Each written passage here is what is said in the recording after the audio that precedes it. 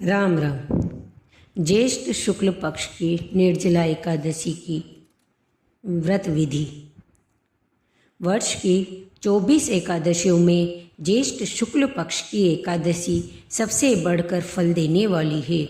इस एकादशी का व्रत रखने से ही वर्ष भर की एकादशी का व्रत के फल प्राप्त हो जाते हैं। इस एकादशी में एकादशी के सूर्योदय से द्वादशी के सूर्योदय तक जल न ग्रहण करने का विधान है। इस कारण इसको निर्जला एकादशी कहते हैं। ज्येष्ठ मास में दिन बड़े होते हैं और प्यास भी अधिक लगती है। ऐसी दशा में इतना कठिन व्रत रखना सचमुच बड़ी साधना का काम है। इस एकादशी के दिन अपनी शक्ति और सामर्थ्य अनुसार ब्राह्मणों को अनाज, वस्त्र, छत्री, फल, जल से भरे कलश और दक्षिणा देने का विधान है। सभी व्यक्ति प्राय मिट्टी के घड़े अथवा सुराही, पंखों और अनाज का दान करते हैं। निर्जला एकादशी की कथा इस प्रकार है। भगवान श्री कृष्ण धर्मराज युधिष्ठिर से बोले कि हे राजन, श्री सूत जी ने इस एकादशी की कथा अनेक ऋषि मुनियों को कही। एक बार पांडु पुत्र भीम ने अपने पूज्य पितामह व्यास जी से भी निर्जला एकादशी की कथा का वृतांत जानने की जिज्ञासा प्रकट की। तब सभी शास्त्र व वेदों के मर्मज्ञ वेद व्यास जी ने कहा, ज्येष्ठ के शुक्ल पक्ष और कृष्ण पक्ष, इन दोनों पक्षों की एकादशियों के व्रत में भोजन नहीं करना चाहिए। द्वादशी को स्नान आदि से पवित्र होकर भगवान केशव की पूजा करके सबसे पहले ब्राह्मणों को भोजन कराकर अंत में स्वयं भोजन करना चाहिए। भीमसेन कहने लगे, हे पितामह, मैं विधिवत भगवान की पूजा आदि तो मैं कर सकता हूँ, दान भी कर सकता हूँ, परंतु भोजन के बिना नहीं रह सकता। इस पर व्यास जी कहने लगे, हे भीमसेन, यदि तुम नरक को बुरा और स्वर्ग को अच्छा समझते हो तो प्रति मास की दोनों एकादशी को अन्न ग्रहण न किया करो।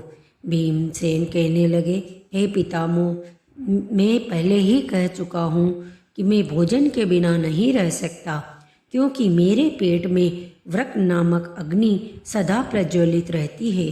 भोजन करने से ही वह शांत रहती है। अतः आप मुझको कोई ऐसा व्रत बताइए जो वर्ष में केवल एक बार ही करना पड़े और मुझको स्वर्ग की प्राप्ति हो जाए। श्री वेदव्यास जी कहने लगे, हे पुत्र, बड़े बड़े ऋषियों ने अनेक शास्त्र आदि बनाए। उन शास्त्रों में भी लिखा है कि मनुष्य को दोनों पक्षों की एकादशी का व्रत करना चाहिए, इससे उन्हें स्वर्ग की प्राप्ति होती है। श्री व्यास जी के वचन सुनकर भीमसेन नरक में जाने के भय से भयभीत हो गए और कांप कर कहने लगे, अब मैं क्या करूं? मास में 2 व्रत तो मैं भी नहीं कर सकता। अतः आप मुझे वर्ष में कोई एक व्रत बताइए जिसको करने से मेरी मुक्ति हो जाए। यह सुनकर व्यास जी बोले, ज्येष्ठ मास में सूर्य वृष राशि में हो या मिथुन राशि में, पर शुक्ल पक्ष की जो एकादशी आती है, तुम उस एकादशी का निर्जल व्रत करो। इस एकादशी के व्रत में स्नान और आचमन के अलावा जल वर्जित है, इसलिए इसको निर्जला एकादशी कहते हैं। आचमन में 6 मासे जल से अधिक नहीं होना चाहिए, अन्यथा वह मद्यपान के सदृश हो जाता है। इस दिन भोजन करने से व्रत नष्ट हो जाता है। यदि एकादशी को सूर्योदय से लेकर द्वादशी को सूर्योदय तक जल ग्रहण न करे तो उसे सारी एकादशियों के व्रत का फल प्राप्त होता है। द्वादशी को सूर्योदय से पहले उठकर स्नान आदि करके ब्राह्मणों को दान आदि देना चाहिए। इसके पश्चात भूखे ब्राह्मणों को भोजन कराएं, फिर आप स्वयं भोजन करें। इस एकादशी का फल वर्ष की संपूर्ण एकादशियों के फल के बराबर होता है। व्यास जी कहने लगे, हे भीमसेन, यह मुझको स्वयं भगवान ने बतलाया है। इस एकादशी का पुण्य समस्त तीर्थों और दानों से भी अधिक है।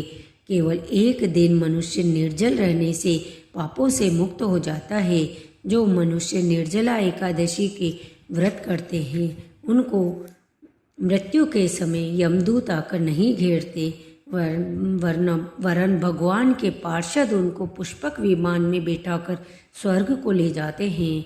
अतः संसार में सबसे श्रेष्ठ निर्जला एकादशी का व्रत है, इसलिए यत्नपूर्वक इस व्रत को करना चाहिए।